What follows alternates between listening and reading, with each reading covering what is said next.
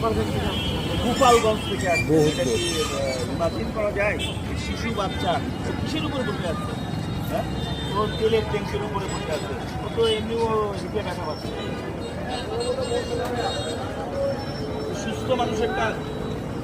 তারপরে আপনার হচ্ছে লুঙ্গি পরা, যে কোনো মুহূর্তে আপনার এই লুঙ্গি এই যে আপনার এর সঙ্গে জড়া যাবে। আবার হচ্ছে কত পরিমাণে আপনার মাল নিচ্ছেন, লাগেজ নিচ্ছেন, এ পাশে এই নিচ্ছেন, এটা এইভাবে আপনার যাওয়া ঠিক হচ্ছে। আপনি নিজেই আপনার ফ্যামিলিটাকে অনিশ্চিতের মধ্যে ফেলে দিচ্ছেন। কোনো ক্রমে যদি একটু এই যে আপনি যদি এখন নামতে চান, কীভাবে নামবেন বলেন? আপনার এই বাচ্চাগুলোকে ধরবে কে? আবার যাবেন এখান থেকে, সে গোপালগঞ্জ থেকে আসছেন, এখন কি গোপালগঞ্জ যাচ্ছেন? গোপালগঞ্জ থেকে অন্য গাড়িতে আসছেন, এভাবে বাইকে আপনি আসবেন, আবার এইভাবে বিপদভাবে যাবেন। এটা কি আমরা এখন ছেড়ে দেওয়া উচিত হবে আপনার?